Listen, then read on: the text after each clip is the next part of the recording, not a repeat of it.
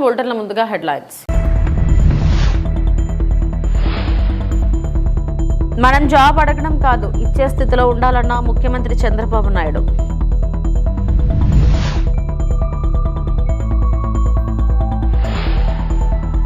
IT తనిఖీలపై ప్రముఖ నిర్మాత దిల్ రాజు వివరణ.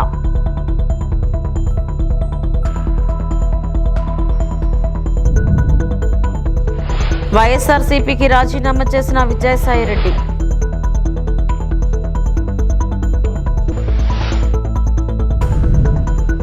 ఒకప్పుడు ఐటీ గురించి మాట్లాడితే ఇప్పుడు ఏఐ గురించి మాట్లాడుతున్నామని ఏపీ సీఎం చంద్రబాబు అన్నారు. ప్రస్తుతం ప్రపంచమంతా ఏఐ ఎంతో అభివృద్ధి చెందిందని చెప్పారు. దావోస్ పర్యటన ముగించుకొని వచ్చిన నేపథ్యంలో రాష్ట్ర సచివాలయంలో నిర్వహించిన మీడియా సమావేశంలో సీఎం మాట్లాడారు. దావోస్ పర్యటన తర్వాత జరిగిన విషయాలు ప్రజలకు చెప్పడం ఒక బాధ్యతగా నేను ఎప్పుడైనా తీసుకుంటున్నాను. ఈరోజు దావోస్ అనేది నాకు కొత్త కాదు. ఈ దేశంలో ఫస్ట్ టైం దావోస్కి వెళ్ళాలి అనేది నిర్ణయించింది నేనే. ఒక ట్రెండ్ సెట్ చేశాను. మొట్టమొదటిసారిగా 95లో ముఖ్యమంత్రి కావడం, 97 నుంచి దావోస్కి రెగ్యులర్గా వెళ్ళడం, ఆర్థిక సంస్కరణలు 91 వచ్చాయి, ఇంటర్నెట్ రెవల్యూషన్ ఎర్లీ 90sలో అంటే 1995 మధ్యలో వచ్చాయి. అక్కడి నుంచి 97 నుంచి నేను 95 ముఖ్యమంత్రి అవుతానే దావోస్కి వెళ్ళడం మొదలుపెట్టాను. ఇక్కడికి వచ్చినప్పుడు నేను కాకుండా మినిస్టర్స్ లోకేష్ గాని భరత్ గాని వీళ్ళంతా దగ్గర 37 మీటింగ్స్ చేశారు. 5 రౌండ్ టేబుల్స్ అటెండ్ అయ్యాడు లోకేష్. 4 కాంగ్రెస్ సెషన్స్ కూడా అటెండ్ అయ్యాడు. అంటే వీలైనంత వరకు ఆంధ్రప్రదేశ్ ని ప్రపంచ పటంలో పెట్టడం, అదే మరిగా ఎక్కడికక్కడ మేము ఇక్కడుండే అడ్వాంటేజ్ చెప్పడం. నేను ఫస్ట్ టైం మీటింగ్ లో మీరు గుర్తుపెట్టుకోవాలి, నేను ఏదైతే ఐటీ బూమ్ చూసినప్పుడు హైదరాబాద్ లో మొదటిసారి ఏం చేయాలో మాకు అర్థం కాకుండా series of round table conferences పెట్టి ఫస్ట్ మేము స్టార్ట్ చేసిన ప్రయత్నం మా జర్నీలో ఐటెక్ సిటీ. అది కూడా 2 ఏళ్లని నెగోషియేట్ చేసి 14 నెలల్లో కట్టించాం. LNT one of the best monument కట్టారు. ఇప్పుడు కూడా ఐటీ అంటే ఐటెక్ సిటీ అనేది మొత్తం వచ్చింది.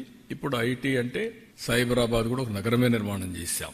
దుబాయ్ లో వాడు గుర్తు చేశారు నిన్న, మేము మీడియా సిటీ స్టార్ట్ చేశాం, మీరు సైబరాబాద్ స్టార్ట్ చేశారని. వాళ్ళది ఆ రోజు దుబాయ్ మీడియా సిటీ, ఇక్కడ సైబర్ సిటీ మనం స్టార్ట్ చేశాం. అందుకే నేను నిన్న దావోస్ నుంచి చెప్పాను, 95 ఐటీ, 2025 ఏఐ, అప్పుడు ఇన్ఫర్మేషన్ టెక్నాలజీ, ఇప్పుడు ఆర్టిఫిషియల్ ఇంటెలిజెన్స్. ప్రధానమంత్రి ఆవాస్ యోజన 2.0 కింద 20 లక్షల ఇళ్లను మంజూరు చేయాలని ముఖ్యమంత్రి రేవంత్ రెడ్డి కేంద్ర గృహ నిర్మాణ పట్టణాభివృద్ధి శాఖ మంత్రి శ్రీ మనోహర్ లాల్ ఖట్టర్కు వినతి పత్రం ఇచ్చారు. PMAY 2.0లో చేరిన తొలి రాష్ట్రం తెలంగాణ అని, దీనికి సంబంధించిన సమగ్ర డేటా సిద్ధంగా ఉన్నందున రాష్ట్రానికి ఇళ్లు మంజూరు చేయాలని కోరారు. దేశంలోని ప్రధాన నగరాలైన ఢిల్లీ, చెన్నై, బెంగళూరులతో పోలిస్తే హైదరాబాద్లో మెట్రో కనెక్టివిటీ తక్కువగా ఉన్నందున మెట్రో ఫేజ్ 2 కింద 6 కారిడార్లు గుర్తించినట్లు ముఖ్యమంత్రి వివరించారు.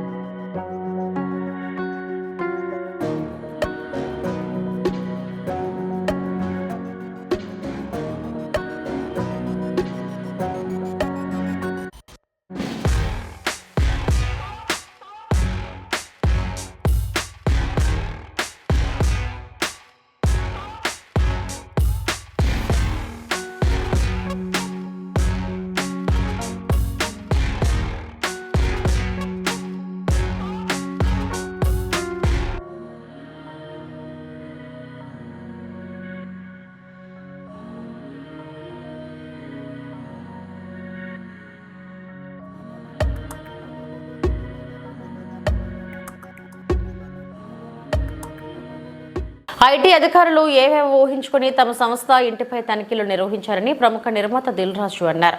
చివరకు సంతృప్తి చెందుతూ క్లీన్ చిట్ ఇచ్చి వెళ్లారని తెలిపారు.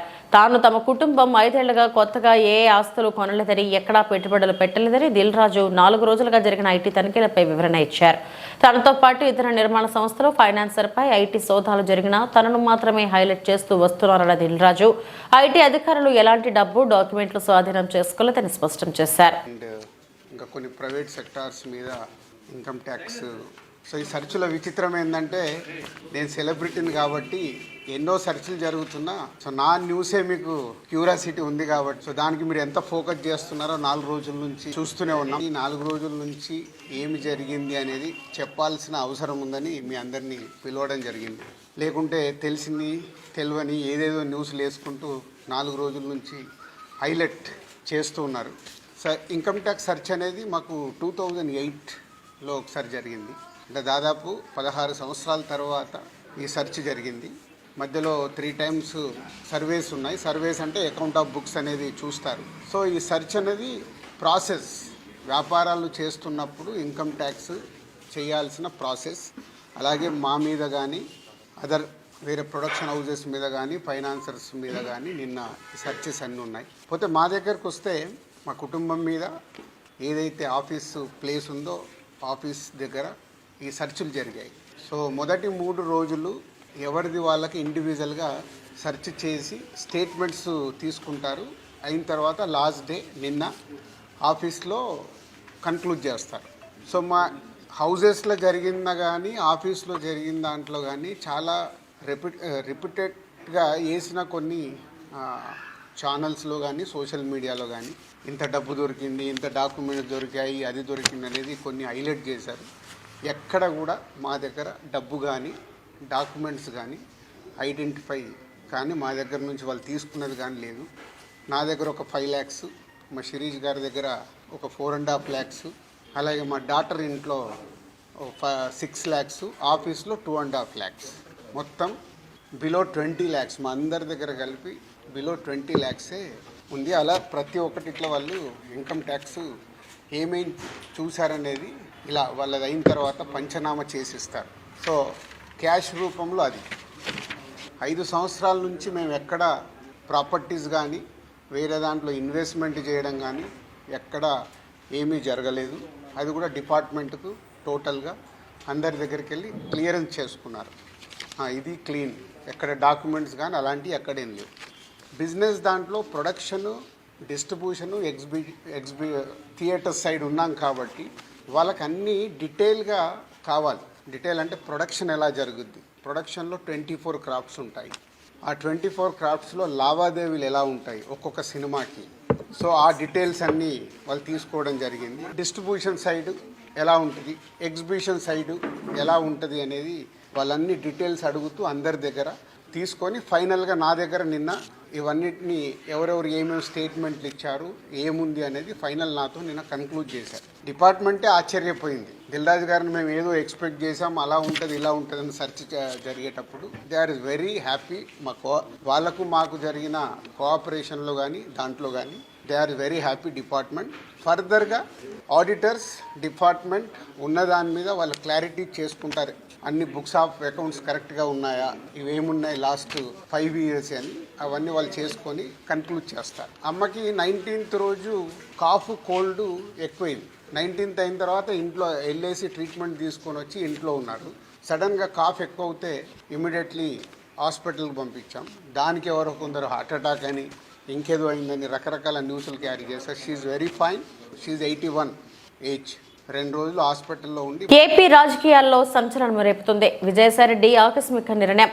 ఇక వ్యవసాయం చేసుకుంటానని చెప్పడం సంచలనం రేపుతుంది. అప్పుడు వైఎస్ రాజశేఖర రెడ్డికి, ఆ తర్వాత జగన్ కు అత్యంత సన్నిహితంగా ఉండి వైసీపీలో కీలకంగా వ్యవహరించిన విజయసాయిరెడ్డి ఇప్పుడు అస్త్ర సన్యాసం చేయడం రాజకీయాల్లో చర్చనీయాంశంగా మారింది.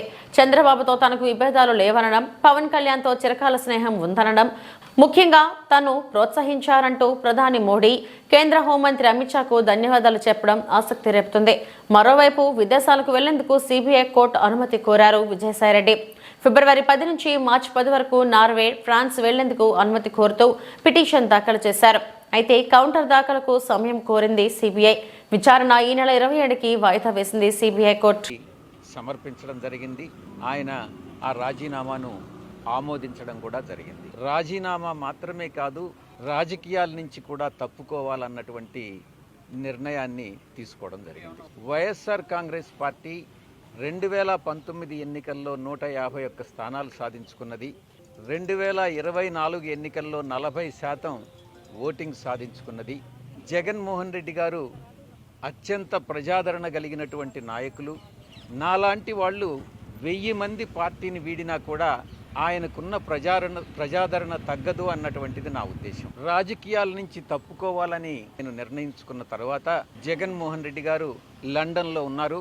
ఆయనతో నేను ఫోన్లో మాట్లాడి అన్నీ చాలా వివరంగా వివరించడం జరిగింది. అన్నీ వివరించిన తర్వాతనే నేను ఈ రాజీనామా పత్రాన్ని అధ్యక్షుల వారికి సమర్పించడం జరిగింది. రాజకీయాల నుంచి తప్పుకున్న తర్వాత ఇక ప్రాథమిక సభ్యత్వం అన్నటువంటిది ఎలా ఉంటుంది?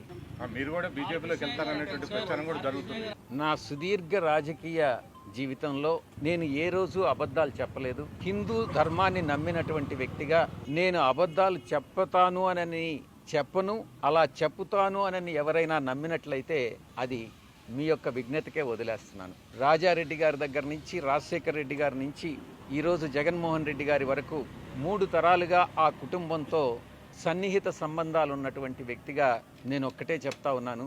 ఈ జీవిత కాలంలో ఏ రోజు కూడా ఆ కుటుంబంతో విభేదాలు అన్నటువంటివి రావు, ఇంతవరకు లేవు, భవిష్యత్తులో కూడా వచ్చేటటువంటి అవకాశం లేదు. 2011వ సంవత్సరం ఆగస్టు 10వ తారీఖున ఎఫ్ఐఆర్ ఫైల్ చేయడం జరిగింది. అప్పట్లో నన్ను అప్రూవర్గా మారమని ఎంత బలవంత పెట్టినా కూడా ఆ కుటుంబానికి సన్నిహిత సంబంధాలు కలిగినటువంటి వ్యక్తిగా నేను అప్రూవర్ కావడానికి నిరాకరించాను. ఆ రోజు పరిస్థితే ఈ రోజు కూడా. ఎటువంటి పరిస్థితుల్లో దైవాన్ని నమ్మేటటువంటి వ్యక్తి ఎప్పుడు కూడా అబద్ధాలు చెప్పడు, ఒక వ్యక్తికి మోసం చేయడు, నమ్మక ద్రోహం అన్నటువంటిది ఉండదు, వెన్నుపోటు రాజకీయాలు, వెన్నుపోటు వ్యాపార లావాదేవీలు ఉండవు అని నేను చాలా స్పష్టంగా చెప్తా ఉన్నాను. కాకినాడ సీపోర్ట్స్ లిమిటెడ్ కేసు ఇంతవరకు నా మీద లుకౌట్ నోటీస్ ఇచ్చారు. నన్ను అక్యూజ్డ్ నెంబర్ 2గా చేశారు. ఇంతవరకు నన్ను సిఐడి పిలవలేదు.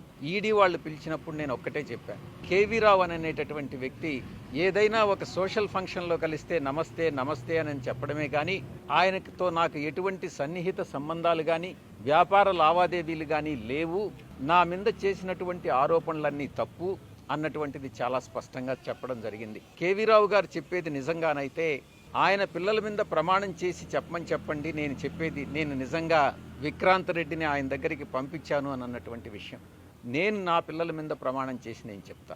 నాకు కాకినాడ సీపోర్ట్ విషయంగా ఆ ట్రాన్సాక్షన్ గురించి ఏ రోజు నాకు ఎవ్వరూ చెప్పలేదు, నాకు తెలియదు. కేసు పెట్టిన తర్వాత పూర్తిగా వివరాలన్నీ సేకరించిన తర్వాత అప్పుడే నాకు కాకినాడ సీపోర్ట్ అరబిందో వాళ్ళు అక్వైర్ చేశారు, 42% ఏదో అక్వైర్ చేశారు అన్నటువంటి విషయం తెలిసింది. ఎక్కడైనా కనపడితే ఎలా ఉన్నావు విక్రాంత్ అంటే ఎలా ఉన్నావు అన్నటువంటిదే కానీ విక్రాంత్ రెడ్డికి నాకన్నా ఎక్కువ పరిచయాలు ఉండేటటువంటి వ్యక్తి. నేను అతన్ని కేవీ రావుకి ఇంట్రడ్యూస్ చేయాల్సినటువంటి అవసరం లేదు. మొట్టమొదటిగా ఎవరైనా ఏదైనా ఉద్యోగం కోసమో ఎవరైనా వస్తే ఏదైనా ఇండస్ట్రియలిస్ట్కి ఫోన్ చేసి చెప్పమంటే చెప్తానే కానీ నాకు ఏ వ్యాపారాలు లేవు. నేను పూర్తిగా 24 గంటలు 365 రోజులు పార్టీ కోసంగా నేను పనిచేసే కానీ రాజకీయాల్లో ఉన్నానే కానీ నాకు ఎటువంటి వ్యాపారం లేదు, నేను దేంట్లోనూ భాగస్వామిని కాదు.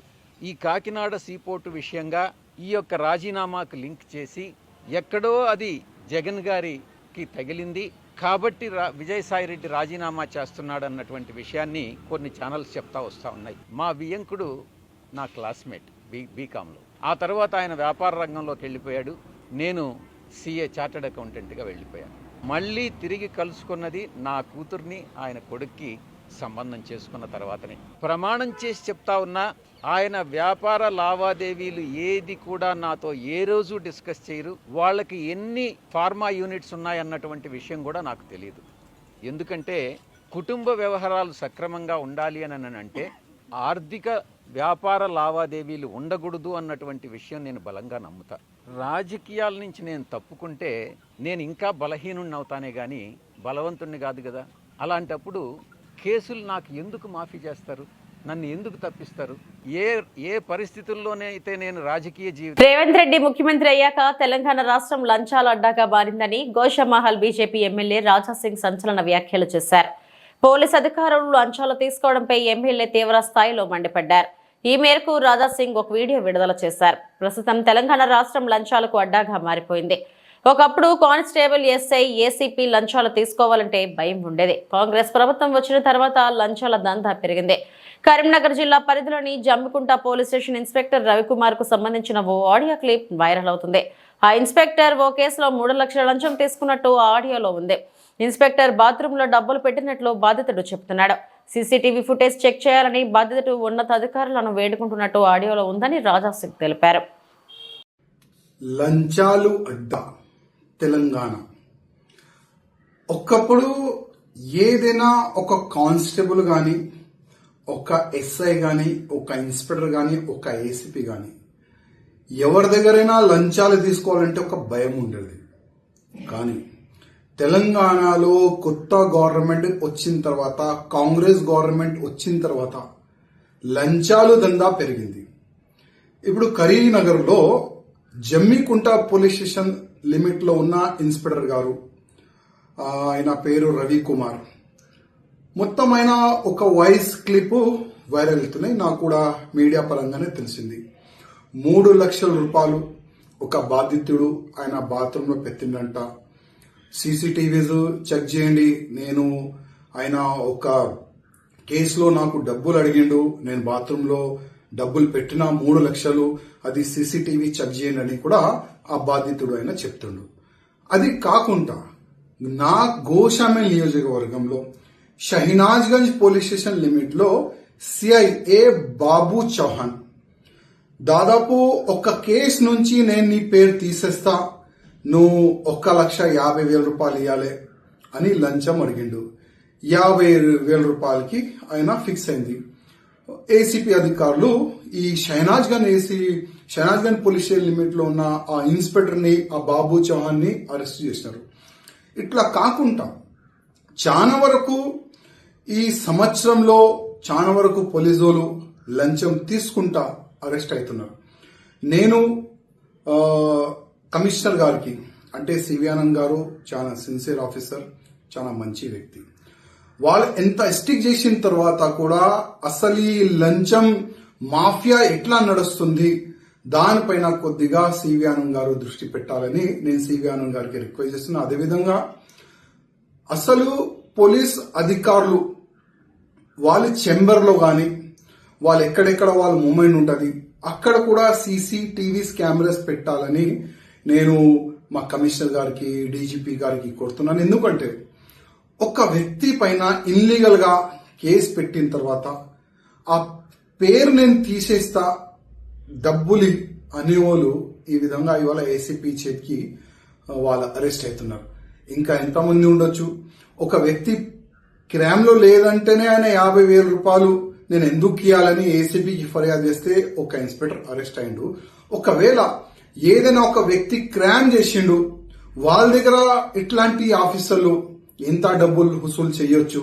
అందుకోసం మా కమిషనర్ గారికి, డీజీపీ గారికి, రేవంత్ రెడ్డి గారికి రిక్వెస్ట్ చేస్తున్నా, ప్రతి ఒక్క పోలీస్ అధికారులు ఎక్కడెక్కడ మూవ్మెంట్ ఉంటుంది పోలీస్ స్టేషన్ లో అక్కడ సీసీటీవీస్ పెట్టాలని నేను డీజీపీ గారికి, కమిషనర్ గారికి, రేవంత్ రెడ్డి గారికి రిక్వెస్ట్ చేస్తున్నా. అదేవిధంగా ఇట్లాంటి ఆఫీసర్లు అరెస్ట్ అవుతారు కదా లంచం తీసుకుంటా, అట్లాంటి ఆఫీసర్ జస్ట్ సస్పెన్షన్ చేయకుండా టోటల్ గా పోలీసు జాబ్ నుంచి పీకేశాలని నేను ముఖ్యమంత్రి గారికి రిక్వెస్ట్ చేస్తున్నా. ఒక స్పెషల్ గా ఒక జియో తీసుకుని రావాలని నేను ముఖ్యమంత్రి. త్వరలోనే వైసీపీ షట్ డౌన్. గాల్లో తిరిగిన జగన్ చివరకు తన పార్టీని గాల్లో కలిపేసే పరిస్థితికి తెచ్చుకున్నాడని బీజేపీ నాయకులు భాను ప్రకాష్ రెడ్డి అన్నారు. జగన్ చేష్టలు ఏమాత్రం వైసీపీ నేతలకు నచ్చడం లేదని విజయసాయి రెడ్డితో పాటు మిగిలిన వైసీపీ ముఖ్య నేతలంతా ఆ పార్టీని వీడుతున్నారని జోస్యం చెప్పారు. అతి త్వరలో వైసీపీ పార్టీ మూత పడుతుందని, ఎన్డీఏ కూటమి మరింత బలోపేతం అవుతుందని భాను ప్రకాష్ రెడ్డి తెలిపారు. జగన్మోహన్ రెడ్డి పార్టీ మీద, వైసీపీ మీద, జగన్మోహన్ రెడ్డి నాయకత్వం మీద వైసీపీ నాయకులకి నమ్మకం సన్నగిలుతా ఉంది. 2024లో కేవలం 11 స్థానాలకే పరిమితమైనపోయి ప్రతిపక్ష హోదా కూడా రాకుండా ఆంధ్రప్రదేశ్ ప్రజలు జగన్మోహన్ రెడ్డి పార్టీని ఓడించడం జరిగింది. ఇప్పటికే ముగ్గురు పార్లమెంట్ సభ్యులు ఆ పార్టీ నుంచి బయటికి రావడం జరిగింది. నేడు విజయసాయిరెడ్డి కూడా ఈరోజు బయటికి రావడం జరిగింది.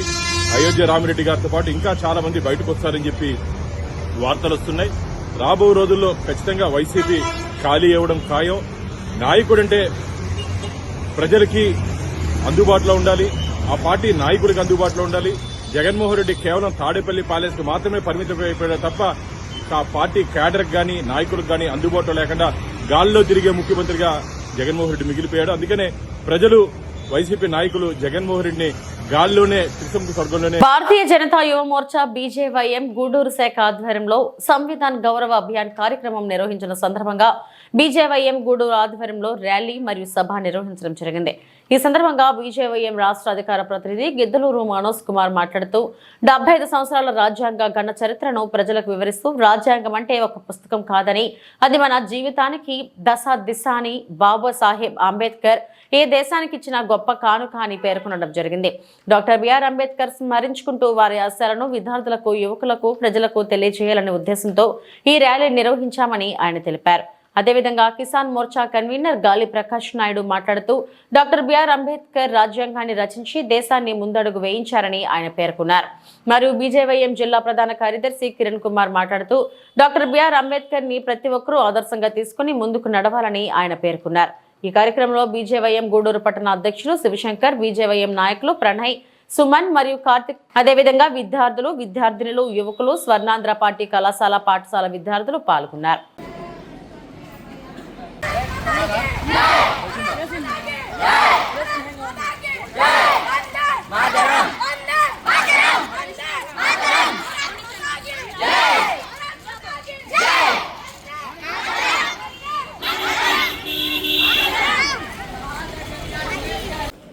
అందరికీ నమస్కారం. నా పేరు మనోజ్ కుమార్, భారతీయ జనతా యువ మోర్చా బీజేవైఎం రాష్ట్ర అధికార ప్రతినిధి.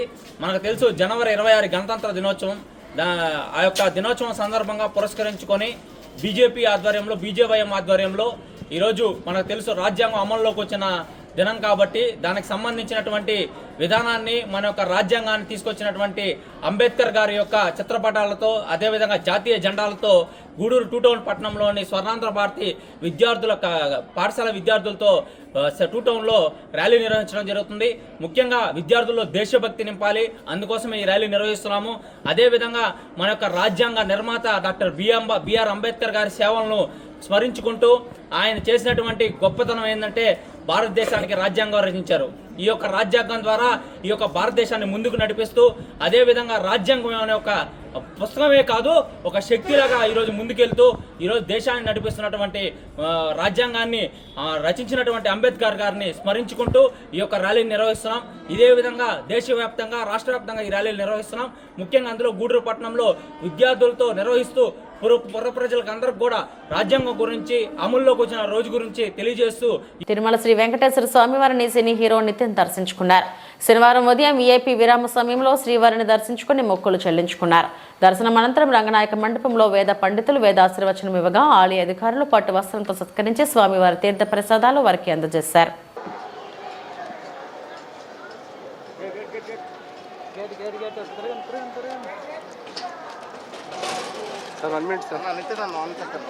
ఫ్యామిలీతో తీసుకుంది వెళ్ళిపోయింది ఫ్యామిలీ.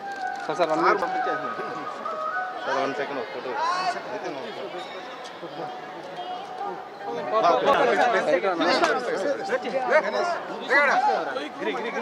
స్వామి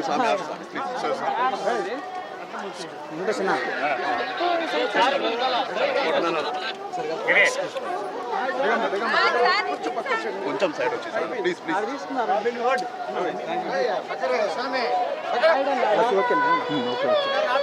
ఓకే కదా.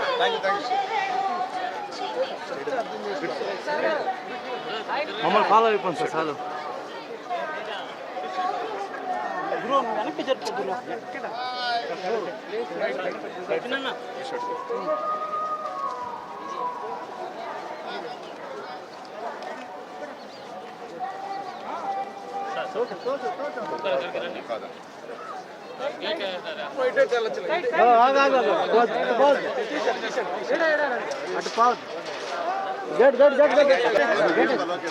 గేట్ వేసుకోండి. ఓకేనా? సార్ వాయిస్ ఏమన్నా సార్ వాయిస్ దర్శనం ఎలా జరిగిందని చెప్పండి అదే మైక్ పెట్టిన కొంచెం చెప్పండి సార్ వాయిస్ రాదు